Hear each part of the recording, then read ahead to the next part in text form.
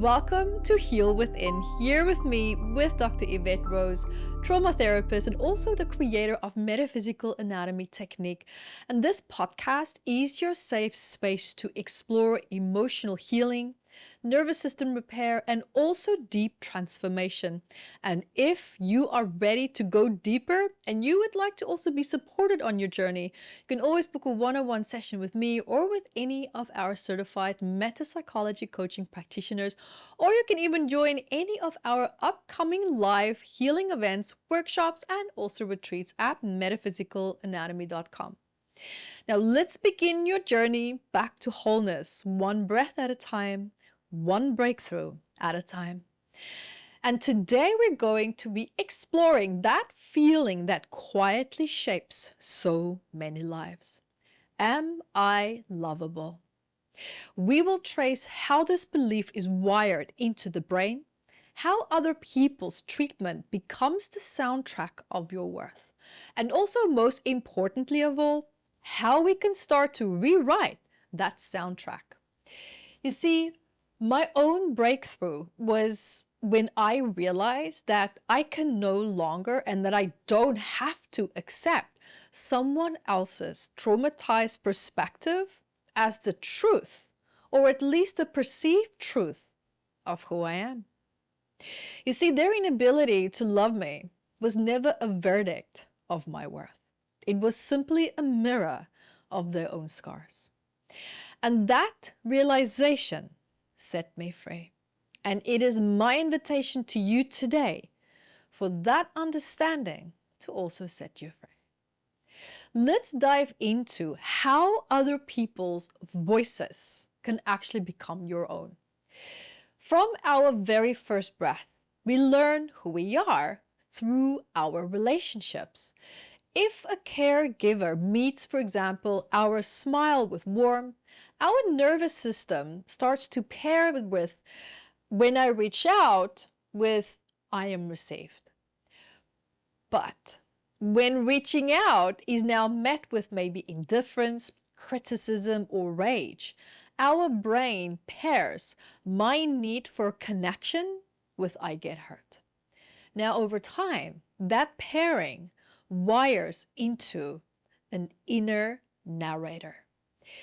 You see, if they, for example, ignored me, I must be unworthy. If they shame me, love must be conditional. You see, these voices become almost like the barometer of what we believe we can or cannot have in life. Someone else's dysregulated worldview becomes the ceiling on our self-love. Now, when we look at the brain's separation distress alarm, this is going to shed now a new different. So let's zoom inside. When we have a connection where we always hope to have our needs met, or we hope to receive love, when that connection fails, the brain's separation distress circuitry is going to fire, and it's going to jolt, and it's going to fire off a lot of stress chemistry. And this can sometimes, for example, be felt almost like as a punch in the chest or in the stomach. Suddenly you just feel this feeling, this feeling, how can I describe it? It's this dropping sensation. And then cortisol surges.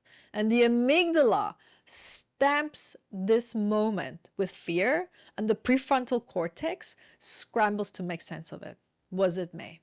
Am I bad? Is this my fault? You see, repeat that loop now enough times, and the brain lays down this implicit memory of rejection that can now be triggered decades later with the faintest, almost like whiff of disconnection. The result? A limbic collapse. Shoulders slumped, eyes feeling like you don't want to make eye contact, you're looking down all the time. And your heart's going to feel tense. It's going to feel blocked. It's going to feel guarded. And even in childhood, a partner's harmless distraction can actually resurrect this ancient program and echo. See, I'm still not enough for being responded to. It's almost like we're looking for that validation in our environment from people who were never part of the problem. Now, why does this feeling persist? You see, these early pairings from our it's almost like yeah, let me explain it like this. These early pairings, they form almost like neural cement. Now, the amygdala tags any longing for closeness actually as a threat. So what happens? We start to avoid vulnerability. We sabotage intimacy, or we armor ourselves up with perfectionism, all just to dodge that old pain of unworthiness. And the mishap here, the sad part, is that these protective strategies also actually block the very experiences of acceptance that would heal us. You see, this is where rewiring through love, safety, and repetition is called for. Here's the hope, because neuroplasticity is now actually on our side. Because each time we feel genuine acceptance, whether it's from maybe a therapist, a friend, or a partner, or even, it can even be a pet, oxytocin actually floods the brain, and it's sending those calming signals to the amygdala, and that is opening up new synaptic pathways. So when we repeatedly start to pair old shame memories with new experiences of being seen and being valued, that positive circuit now grows actually almost like into a super highway. And that shame circuit starts to almost like wither away, right? Into like a forgotten off-track side road that we just don't need anymore, and we don't use it. So here is a quick priming exercise, something fun that you could try all by yourself. And this would normally work if you practice this on a daily basis. So if you choose to accept this mission to your path back to self-worth, then give it a try. So first up is to recall a loving memory. Here you, for example, can close your eyes and remember a moment, no matter how big or small, when you felt truly valued. Notice where that warmth lands in your body. And some of you might feel really stressed. It might be hard to recall certain memories, especially if you're stuck in a heightened state of distress with a lot of cortisol flooding your body. We know that brain fog and memory recall can sometimes be a little bit of a hindrance. If that's the case, use your imagination. I invite you to imagine a scenario where you would have a circumstance and an environment where you would feel deeply valued.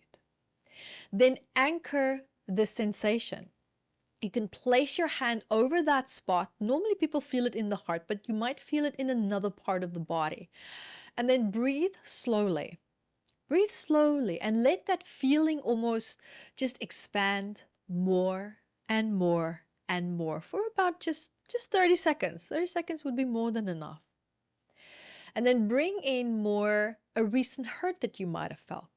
So while you're actually holding that love, while you're holding that warmth that's now stretched so far and big, gently recall maybe a recent moment where you felt maybe snubbed or maybe pushed aside. What's important now is to keep both sensations in your awareness. And it's almost like the sting and the safety at the same time. And now let the safety surround the old pain. Let it surround that old hurt feeling, almost like warm water around an ice cube. And the next step then is to actually repeat. Because remember that the brain learns through repetition. Do this 10 to 20 reps, 20 times, sets, whatever you want to call it. But start the process of rerouting this old wiring.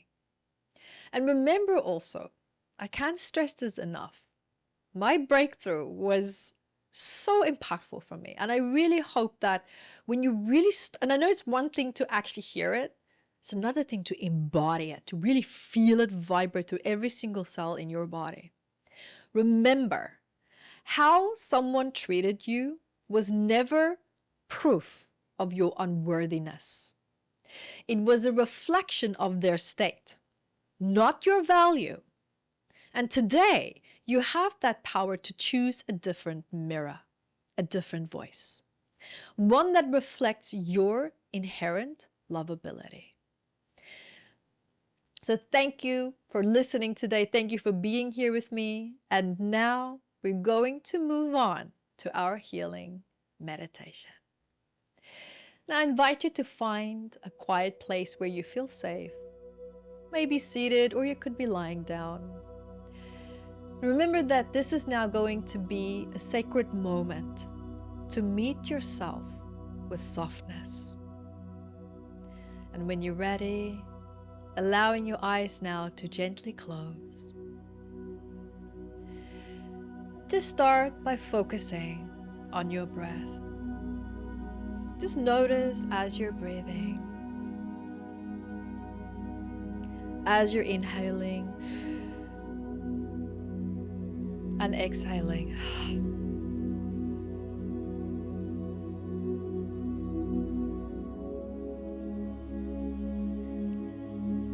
And as you're coming back to yourself, meaning your awareness is coming back to you, remember that right now, there's nothing to fix. There's nothing to prove or become. Your breath, just your presence, it's enough.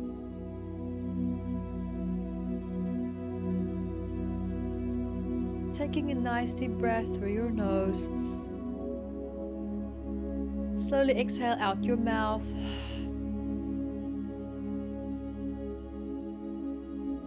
Noticing and feeling how your body is softening with every breath.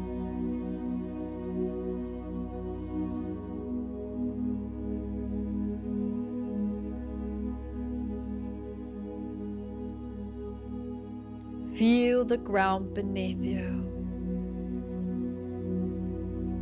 The earth is holding you.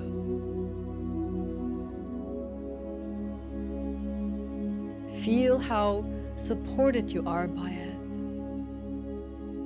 You are safe. You are here.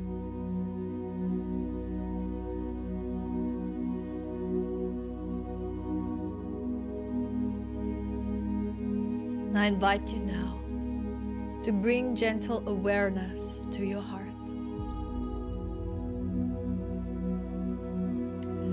And let the focus be in that space that's actually behind your chest, where so many of us can sometimes carry the ache of not being chosen, not feeling seen, not maybe being loved the way that we needed to be loved. What do you notice there?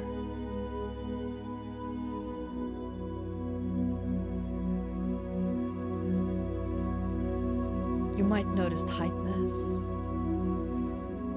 heaviness, or numbness. Whatever you're feeling, it's okay. Let it be there. Be mindful to not judge it. Let's take more the position of being the observer.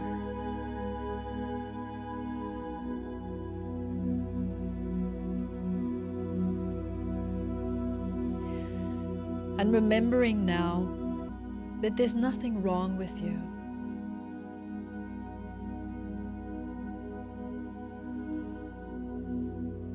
There's just perhaps a part of you that learned to contract, to protect, when love felt maybe unavailable or unsafe.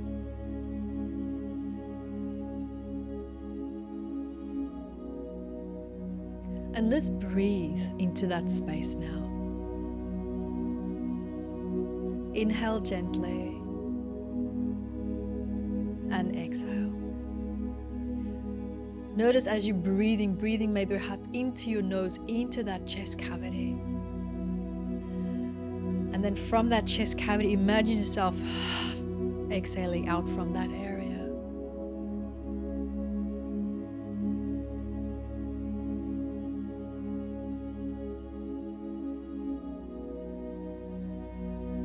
feeling how it's softening any tightness that might be there. Noticing how space is opening up. Space for truth.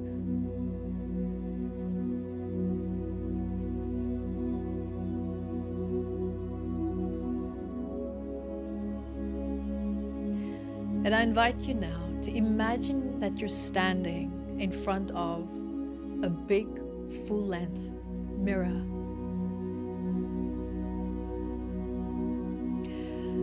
But also notice that this is no ordinary mirror. This mirror shows you not as others saw you, not as your pain defined you, but as you truly are. Past all those illusions, fear, there's purity. There's deep love. There's wholeness. And there's worthiness.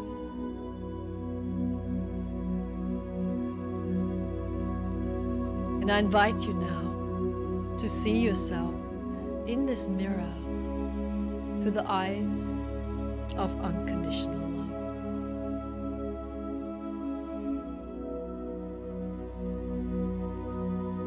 Notice your softness,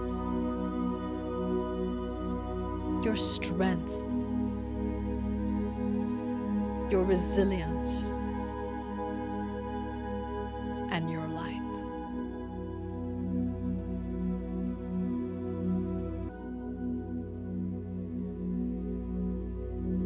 And I invite you now to bring to mind a person who maybe at some point in your life couldn't maybe give you the love that you needed. And it's not to judge, it's to witness. I invite you to silently say to that person, your inability to love me did not make me unlovable.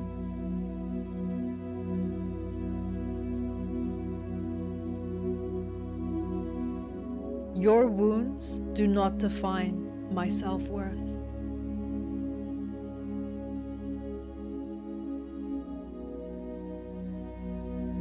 I release your story of me and I reclaim my own now.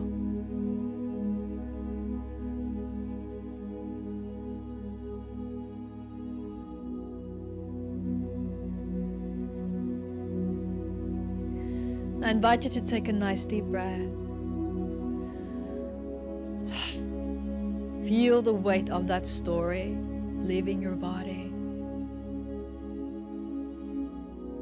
Feel almost like your nervous system is just exhaling that memory.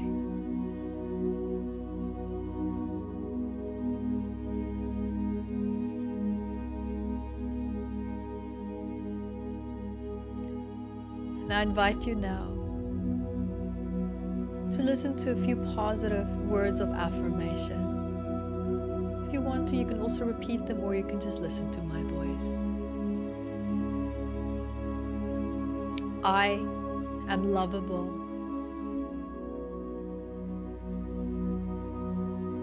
I am worthy of care and connection. My heart is healing gently and fully.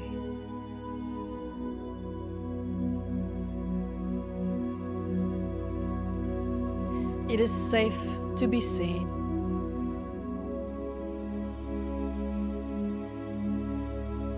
I choose to believe in my inherent goodness.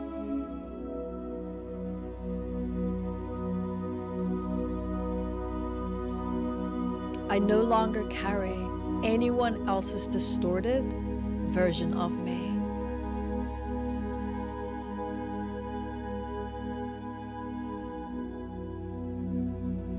I return to myself now with love.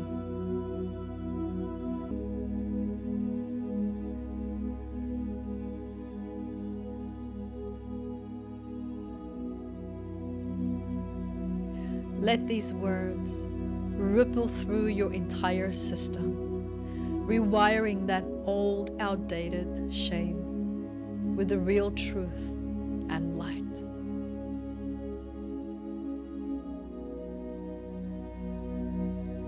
Taking another nice deep breath.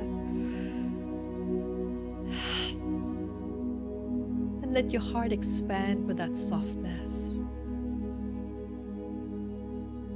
Let the feeling of being loved, not for what you do, but for who you are, settle in.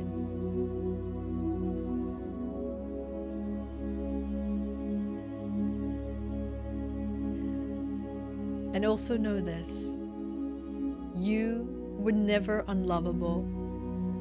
You were simply misseen. And now you see yourself clearly. And you belong, you matter, and you are loved.